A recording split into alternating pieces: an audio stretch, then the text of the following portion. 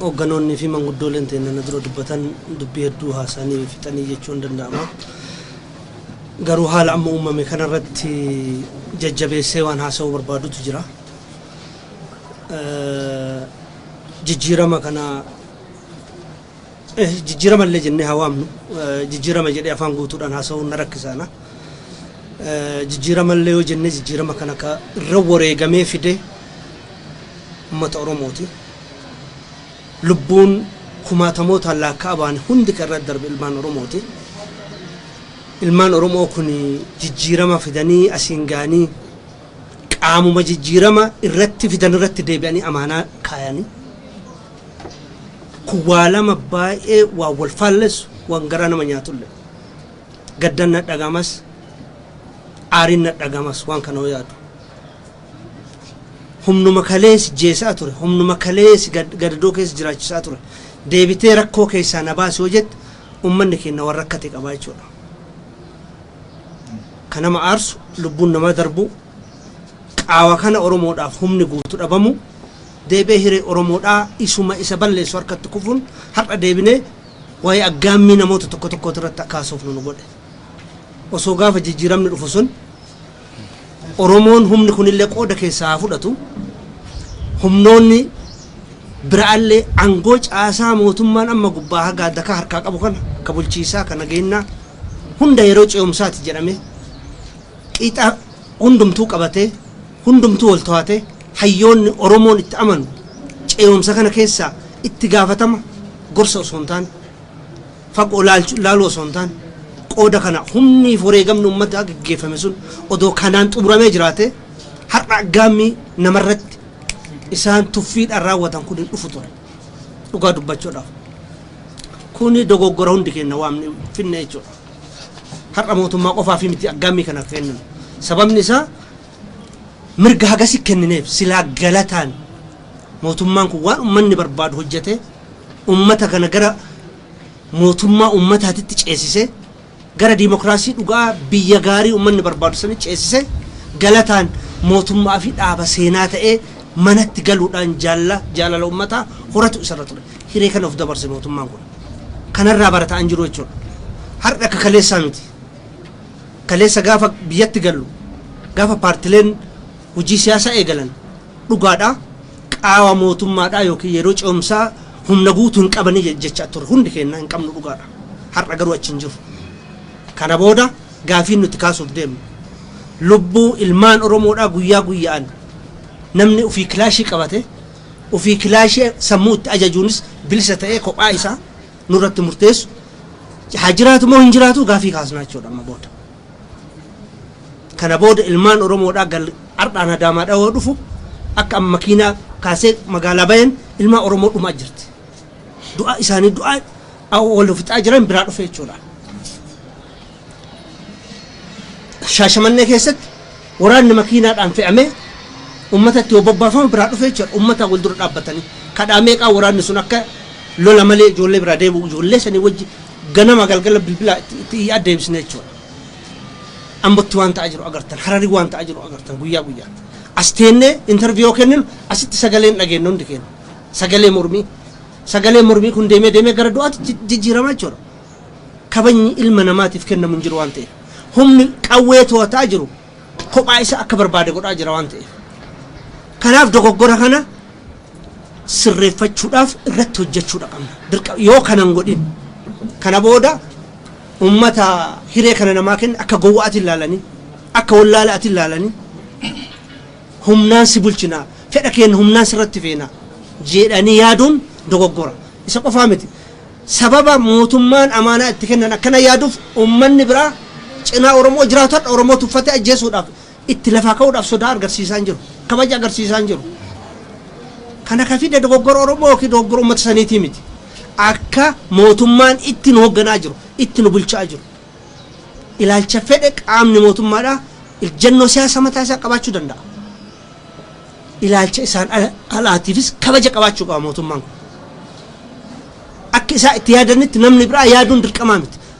akka itti mul'atetti yaaduun immoo yakka ta'e halkaniin nama seenanii nama ajjeesuudhaaf bakka hojiitii fi wanta ati deemtutti harka biraatiin si ajjeesuudhaaf duula sirra gochuun yooki jarmeenni tokko karaa qabsoo keessaa dhiibame duulli garagaraa raggeeffame ilma oromoo akka dhumtu gochuudhaan nama nagaa kabachiisu fakkaatanii siyaasa keessatti bu'aa argachuudhaaf hojjechuun mootummaan kun amma booda akkana deemaa ta'e isaaf gowwummaadha.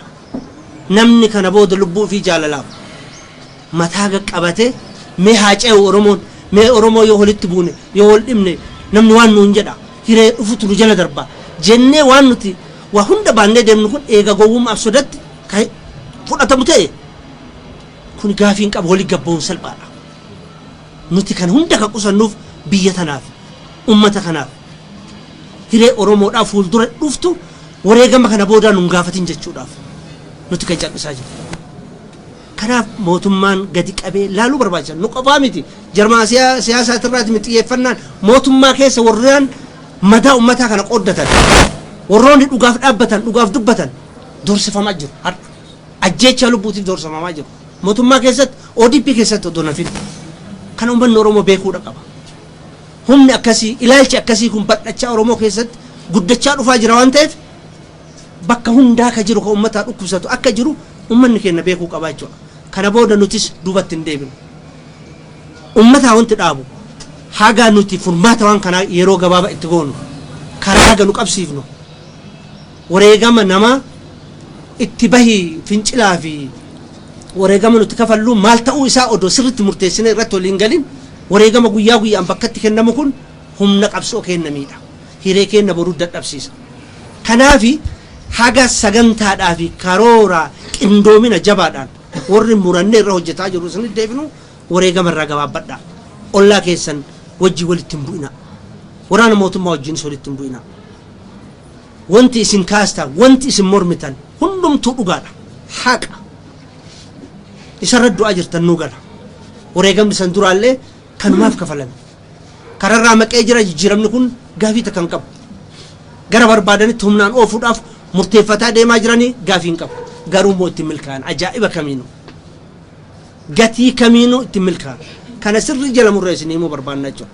Waamicha galgala tokkootiin uummata kaaslee mootummaa kana dhiiga dhaabuu dandeenya. Godhuun barbaanne karaa cufuu kana qofaa miti. Beekaa callisaa jirra. Obsi kun garuu wallaalatti fudhatamuu qaba. Dogoggora fudhatamuu qaba. Yakka hagana ga'u mana seeraa dhatte badii tokko raawwatte namni tokko abbootiin seeraa jiranii ragaan kana laakkaamuun yookiin sagaleedhaan ragaan dhiyaachuu qaba yookiin namaan dhiyaachuu qaba yookiin barruun dhiyaachuu qaba. Asitti rakki raawwatame sagaleedhaan angawaan mootummaadhaa bilbilaan sagaleedhaan osoo haasa'u oduu addunyaan dhageessu. Komishineerri poolisii federaalaa gabbayee namni kana godhuudhaaf bobbaasan jiru hojii ruutinii hojjenne jechuun yakka biraati jechuudha. Hagam karaa badiitiin itti fufuudhaaf akka murannoo qaban nama agarsiisaa jechuudha. Kuni dhaabbachuudha qaba. Abbaan sodaachisanis abbaan gowwoomsanillee jiru. Kanaaf mootummaanis gadi qabee of laaluu isa gaafata. Nuti ka callisaa jirruuf angoo kophaa isaatti qabatee biyya akka barbaade isaa godhu laalaa wanti jirruuf gaafiin kaasnu waan hin jirreefi miti. Humna har'a qabnu waan hin beekneefi miti. Mee haga filannoodha humnummaan kun nagaan nu haa ga'u. Filannoo yoo ga'e ummanni abbaa barbaade filata gaafsa ummanni mootummaa mataa isa argataa jennee waan amanneef. Nu kana qofaa miti. Fincila kaasuu barbaachisa mootummaa kanarratti akkaataa filannootti ittiin deemaa jirru mataa isa mootummaa kana angurraa kaasu. Paartilee akkamitti filannoodha ala gochuudhaaf seera akka itti baasaa inni jiru qofa qabattee gadi baatee uummata hiriira waamtee mootummaa kana kaasuu hin danda'amu. Garuu mariidhaan yoo godha irra caalaa wayya. Gattaa'anii hir'ina jiru walii himan irra caalaa wayya. Haalaaf fatwaa jabaatu karama seera amma jiruutiin deemanii rakkoo jiru furatan wayya. Yoo kanarra dabarre lubbuu namaa gaafata. Qisaasam diinagdee fida. Haasawanii fixachuu osoo danda'amu maaliif kana deemnaadhaaf kadhata ba'aa jira. Obsamaa jira. Kuni garuu bifa ittiin laallamaa jiru kanaa yoo kan itti fufu ta'e kamiidhu dhugaa dubbachuudhaaf mootummaa kana. Paartii mootummaa bulchuu kana. Odoo waan fedhe galee kana booda faayidaa Oromootiif dhimma Oromiyaati irratti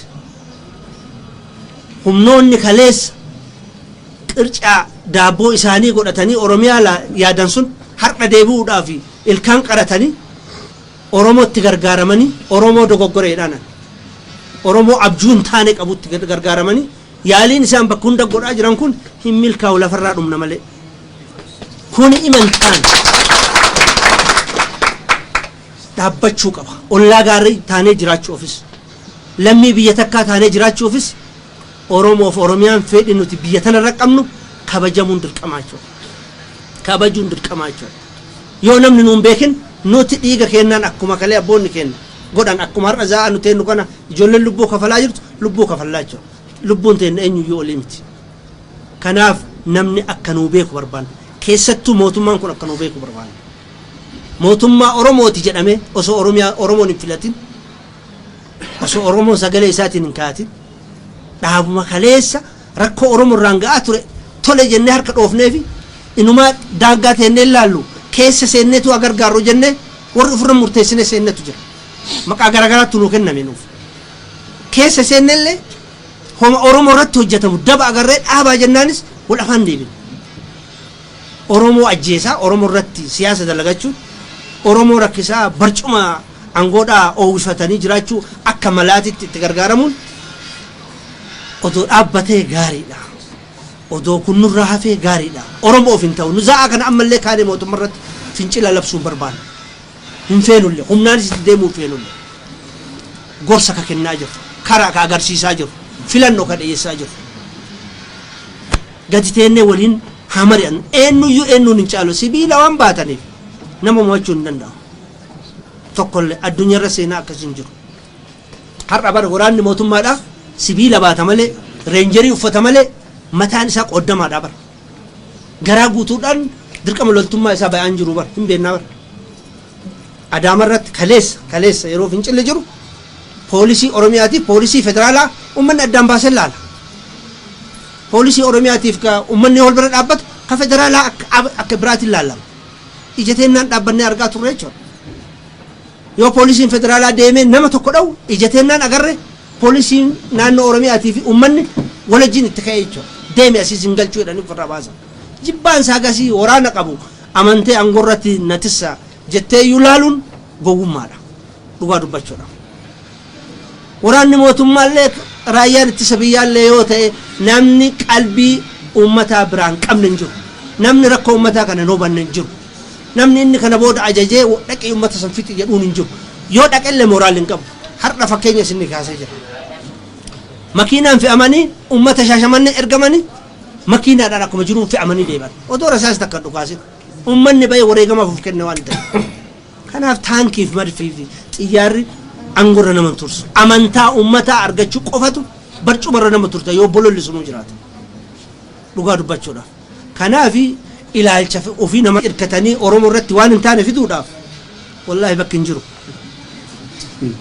bakka hin qabnu kanaaf qeerroodhaaf wanti dhaamu haga nuti waan kanatti qophooflee dhaamsa gahaa isinii dabarsinu wareegama kabaltan dhaabaa ollaa keessa wajjin haga isinii danda'ame jaarsummaadhaaf waliigalteedhaan waan isin gidduu jiru soo jiraate fixadhaa karaa badii isaan akka babal'atu barbaadu kana jalaa gabaabsuu feena akka jalaa dhiphatu barbaanna fincilli bakka hundatti deemaa jiru Oromiyaa keessatti deemaa jiru har'a intervii erga goone booda akka dhaabdanii gaafii kennaaf iyyannaa kennaaf deebii nuu kennitan abdii qabaa galatooma ayya galatooma fixannee roori pirasii